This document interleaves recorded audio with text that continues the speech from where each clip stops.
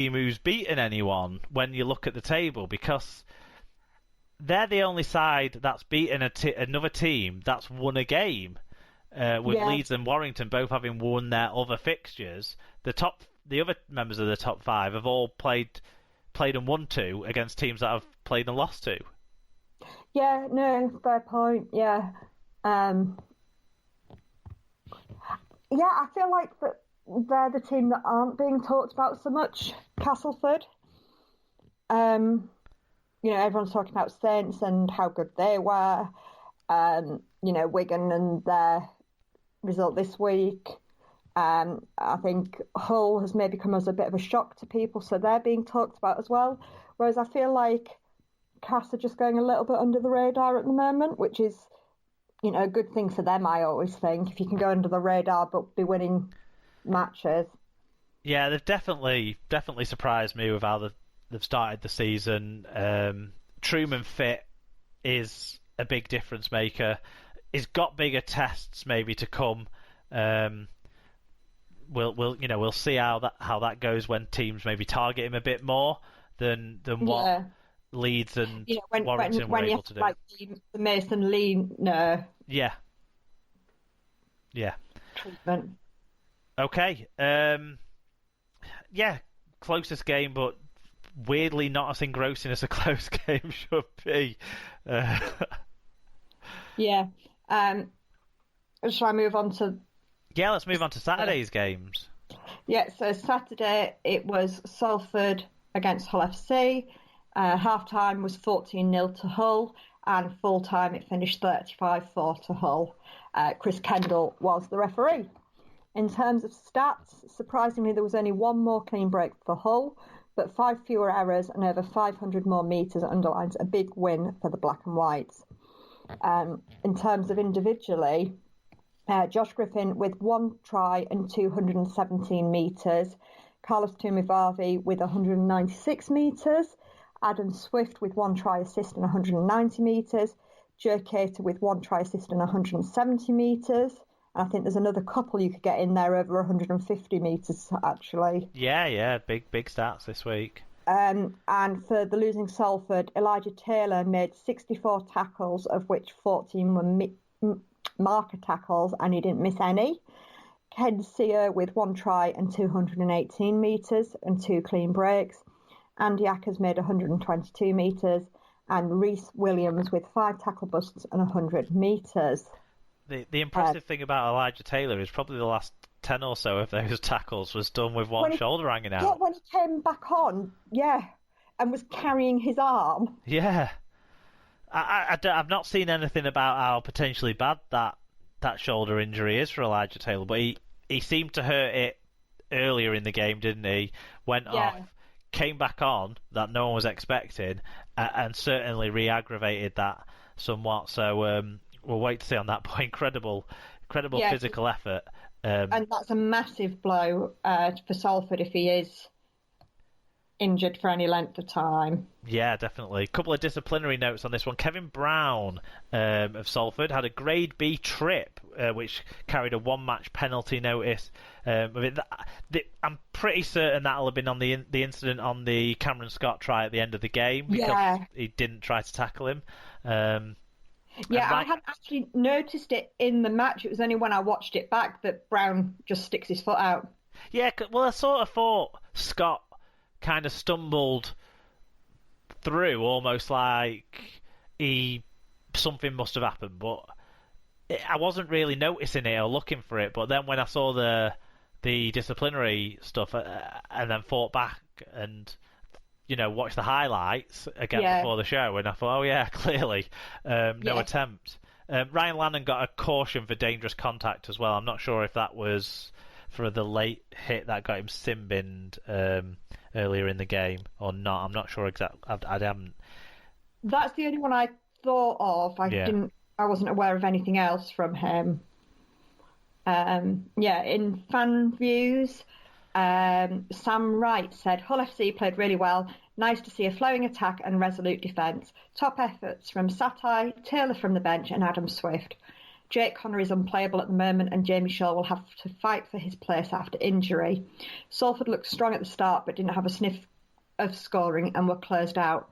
Concerning injuries to Sneyd and Reynolds, but hopefully nothing too concerning. Hold on, Sam has played a blinder here by writing Mark Snyder's name how it's supposed to be written, and you didn't give Sam the credit of reading it out correctly.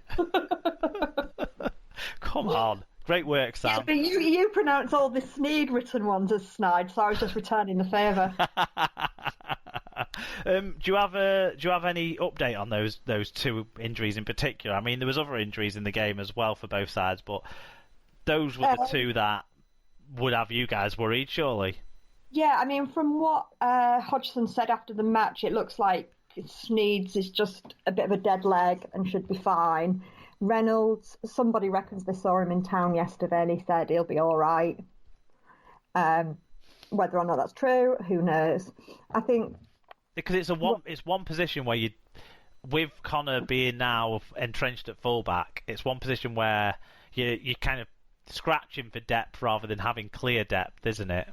Well, I think given that it's Featherstone in the Cup this week coming, I wonder if he'll put Ben McNamara into the halves. He might just put someone who can throw down in there instead. Hull v Fev.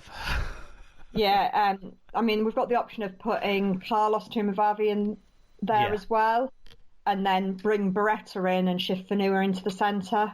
Or give Cameron Scott a start, because he seems to be getting the game time that me and you have talked about him deserving for 3 years.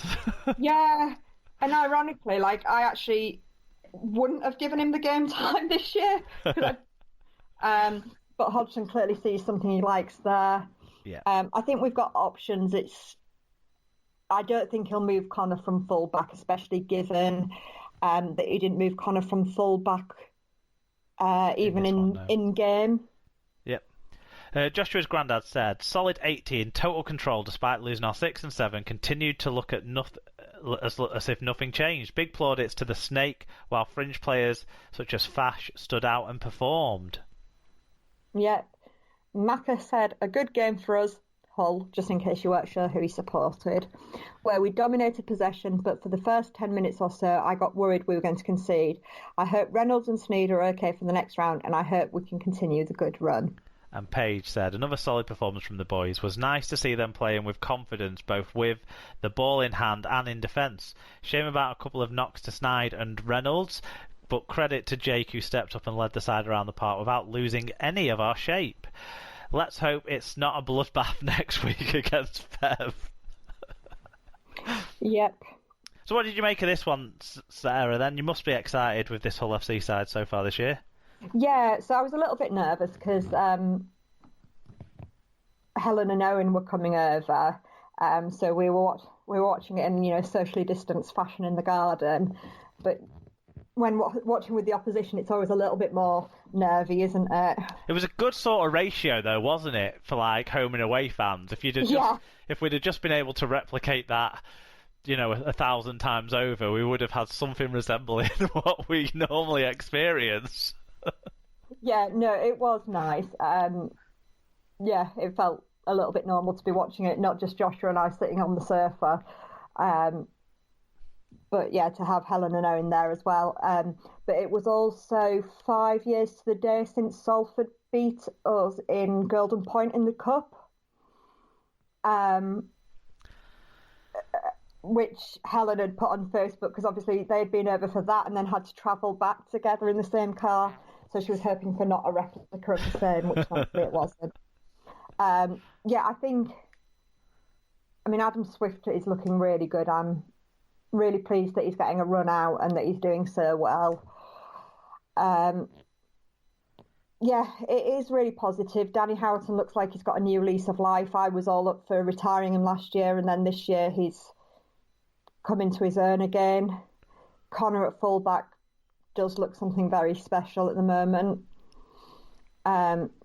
Players like Fash, again, look like different players. Yeah, Fash and Lane look like they can establish themselves now as first-team players. Yeah, I mean, the worrying thing was well, prior to last year even, they were establishing themselves as first team players, but I didn't really rate them. Well, they were getting picked regularly, but they weren't necessarily performing like first team players regularly. Yeah, and we always said Fash plays with his heart, which is huge, but he's not very good. He's not got the physique, but actually, he's playing really well. He was good, wasn't he? Yeah, good. And Lynn was up there with my top players for the first match of the season. So it's encouraging, it's exciting, but we've not, Huddersfield was meant to be a massive test for us, and actually it turned out not to be. Yeah. I thought Salford would be a bit trickier than it actually was as well. Well, one thing that happened against Huddersfield is you did drop off in the last 10 or 15 minutes or so, whereas in this game you had the two halfbacks go off, but you didn't drop off. You wouldn't have actually known that the two halfbacks had gone off. Yeah, the style and pattern of play was still quite consistent, wasn't it? You were still throwing the ball wide often and early and saying to Griffin and Tumavarvi, you're our threats, do something. Yeah, I mean, my brother only watched it on highlights later on, and he messaged and said, they've said that something's a massive blur. What is it? And he hadn't noticed that Reynolds had gone off injured at that point. So I think, that's encouraging. And I think the fact that, everyone's really cross that we've conceded 14 points in this last two matches, in total is real testament to how we feel like we're playing. What are you putting the defensive improvements down to? Because we can sort of always have expected Hodgson to maybe improve the attack. It seems like that was where his game planning had been at in his previous assistant coaching roles, and getting a hold of Jake Connor was always expected to be a positive. But where do you attribute the defensive improvements to? From the minute he's come in, he said defence needs to tighten. It has been his real focus, and Ellis has been working on it with the team. And if you're going to aspire to be anyone in defence, Gaz Ellis isn't a bad person to aspire to be, is he? Yeah, definitely. Yeah, I've got a theory that part of what's doing it is Scott Taylor coming off the bench, so there isn't a drop off when you bring your bench props on. That's really key, actually. Where I think part of the reason that Taylor hasn't looked so good in the last couple of years is he's had to do too much.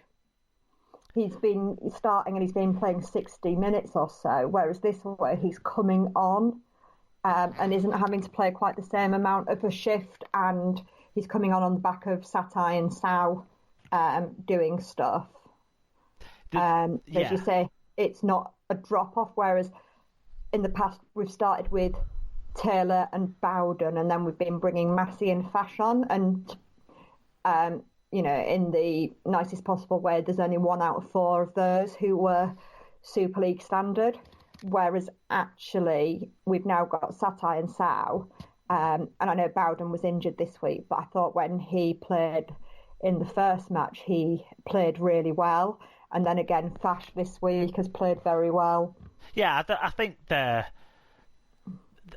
it's possibly harsh, particularly with Bowden, who's played a lot of games in Super League, to say not Super League standard, but they're not Super League title winning standard, are they? I think. No, you'd really like to have the Bowden of it old. You'd have happily had as your 4th choice prop. Yeah. But when he's become your 2nd choice prop, if you had an option of playing him for, 25 minutes, if depending on fitness of the other guys, you'd be comfortable with that. Yeah. But playing him for 50 minutes, 60 minutes, not as comfortable. Yeah. But as I say, I thought against Huddersfield he looked good, and it was a shame to pick up that injury. As good as Taylor's looking, though, I'm assuming there is gonna be some fat Robert Hicks jokes going around the training paddock at Hull FC with the appearance. Yeah. So who? Sorry. I think star players. You're pretty much saying 1 to 17. What were your highlight moments for this?